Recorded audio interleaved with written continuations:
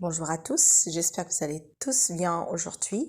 Sur la demande d'une étudiante, je vais déposer une analyse de Hernani de Victor Hugo.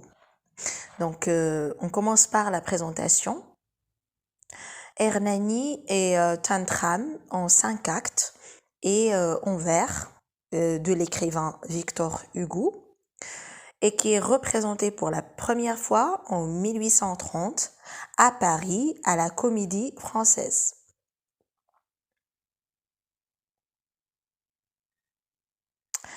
Hernani, le banni, est amoureux et aimé de Donna Sol, promise à son oncle Don Ray Gomez, ou bien Don Ray Gomez, et courtisé par le roi Don Carlos. Hernani empêche le roi d'enlever la jeune fille, mais il renonce à l'emmener dans sa fuite. Pourquoi? Parce qu'il craint pour sa sécurité. Le jour des noces entre Donna Sol et son oncle, surgit Hernani, dont la tête est mise à prix.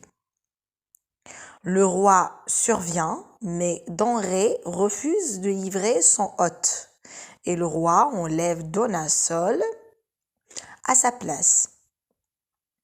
Don Ray passe alors un pacte avec Hernani. Ce dernier mourra quand Don Ray l'exigera. Et en échange, Don Ray sera dans son bras dans la vengeance. Don Carlos, qui s'appelle aussi Charles Quint, ou bien Quint, est pardonne aux conjurés et est élu empereur. Donc,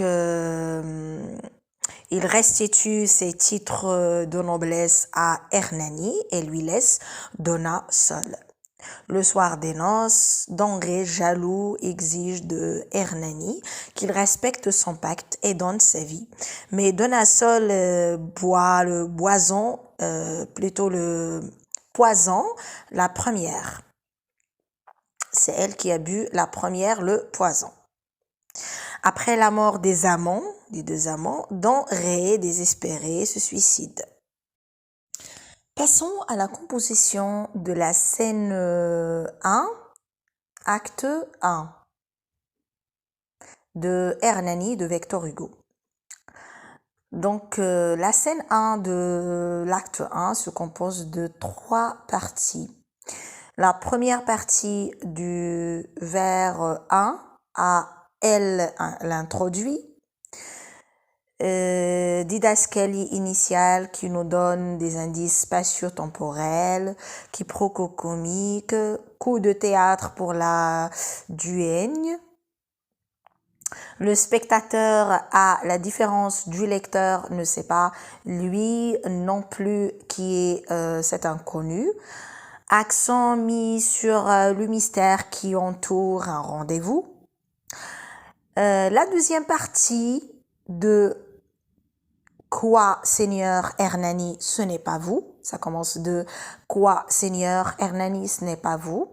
À Cache-moi, Séant. Il s'agit ici d'une tirade de Don Carlos qui révèle l'intrigue principale et l'identité de la jeune femme qui reçoit son amant en cachette et qui peut apparaître ici comme une femme légère. Il s'agit aussi d'un échange apparent de stichomicie avec des alexandrins brisés, comique entre Carlos et la duègne. La troisième partie commence de Cache-moi, Séant et se termine Don Carlos se cache dans une armoire pour assister à l'entretien entre Donna Sol et son amant. Voilà. Il s'agit ici d'un court monologue comique de la duègne. Passons maintenant aux axes qu'on peut avoir qu'on peut traiter dans cette scène-là, cette scène, la première scène et cet acte, le premier acte. Donc on peut traiter comme acte dans cette première scène et premier acte de Hernani la mise en scène spectaculaire. La mise en scène spectaculaire, c'est la mise en place d'un drame, il s'agit ici de la mise en place d'un drame historique espagnol avec les didascalies initiales, spatiales, voilà. Il s'agit de l'événement de l'Espagne en 1519 et de Saragosse. Concernant les costumes à la mode d'Isabelle la catholique, les noms Don Carlos, le décor, les rideaux cramoisis, importance de la couleur locale. Donc ça, tout ça, c'est un drame historique espagnol. Voilà. Aussi, nous avons le décor. Le décor pittoresque, c'est l'opposition de couleurs. Par exemple, la duègne est en noir, mais riche costume de Don Carlos. La chambre est plongée dans un clair-obscur. Aussi, nous avons de nombreux gestes, des mimiques, des jeux de regard. Tout ça, c'est la mise en scène. Pour dire qu'il s'agit d'une mise en scène spectaculaire. Par exemple, nous avons prenant la bourse. Nous avons aussi la refermant. Nous avons aussi le mot étonné. Nous avons aussi il la regarde fixement. Il le regarde sous le nez. Puis nous avons les bruits ou les silences, comme par exemple elle se tait, les 4 coups frappés à la porte qui semblent annoncer le début de la représentation. Les personnages présents. Donc au début je vous ai annoncé le premier axe, c'est la mise en scène spectaculaire, et puis maintenant je vais parler des personnages présents. Comme Don Carlos et la vieille. Donc, pour Don Carlos, le spectateur ne connaît pas son identité, mais le lecteur, bien sûr, il la connaît. Il est dissimulé, il a le manteau sous le nez et le chapeau sur les yeux, donc il est caché, mais son costume annonce un haut rang. Ça veut dire quelqu'un qui vient d'une catégorie sociale plus élevée. Il est autoritaire et donne des ordres, bien sûr, l'utilisation de l'impératif ici le montre. Il menace, pose des questions, tutoie Donna Josefa et emploie le vouvoiement par ironie. Dénier madame, comme dénier madame. Vous pouvez utiliser cette phrase entre guillemets. Il apparaît comme un séducteur, sans vergogne et désinvolte. Il peut sembler grotesque, indigne de son rang quand il se cache dans l'armoire. Quand il veut épier les 2 amants, quand il utilise une langue plutôt relâchée, comme ouf. Toutefois, sa maîtrise du langage, il fait volontiers des jeux de mots, comme le chiasme. Il utilise le chiasme. Le jeune amant sans barbe à la barbe de vieux, ça c'est le chiasme. Le fait que ce soit lui qui dévoile une partie de l'intrigue, la jalousie qu'il exprime, que je meurs, entre guillemets. en font un personnage complexe et le décalage entre son rang et son attitude ne peut que surprendre le spectateur, bien sûr. Passons au personnage de la vieille. La vieille, selon la didascalie initiale, elle est démodée à la mode d'Isabelle la catholique. Ça veut dire elle suit pas la mode de nos jours, donc elle est démodée. Le cavalier la nomme duègne, ça veut dire gouvernante aux femmes âgées chargée de veiller sur la conduite d'une jeune personne. C'est ça, duègne. Elle semble ici le personnage type de l'entremetteuse de la comédie. D'abord polie, puis effrayée, elle se moque aussi de Don Carlos et finit par accepter la bourse qu'il lui donne. Toutefois, elle joue aussi le rôle traditionnel du valet qui protège les amours de sa maîtresse. Donc, nous avons parlé de l'axe des personnages présents.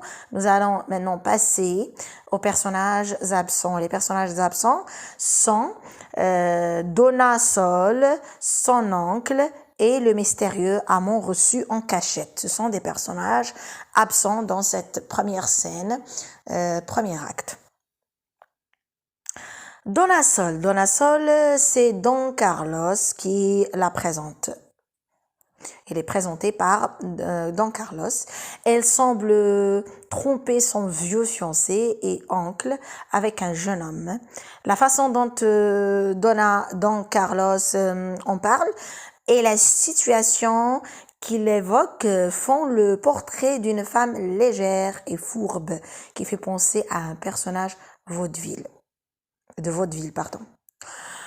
Nous sommes bien loin de la Dona Sol qui apparaît dans la scène 2, bien sûr, coup de théâtre pour le spectacle, qui est un coup de théâtre pour le spectacle. Pour son oncle, l'oncle de Dona Sol,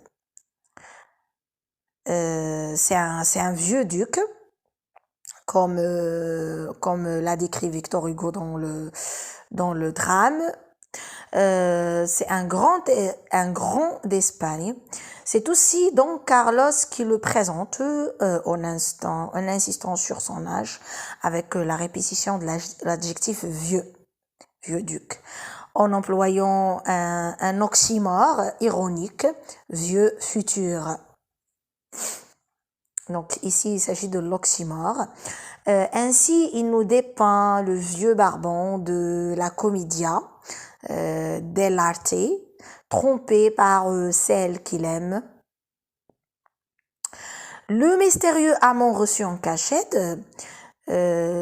Ici, il s'agit des antithèses utilisées par Don Carlos avec la répétition de l'adjectif jeune. Cette antithèse sera reprise dans toute la pièce par Hernani lui-même dans l'acte 3. Son nom est donné par Donna Josefa lors du quiproquo. Quoi, Seigneur Hernani, ce n'est pas vous. Voilà.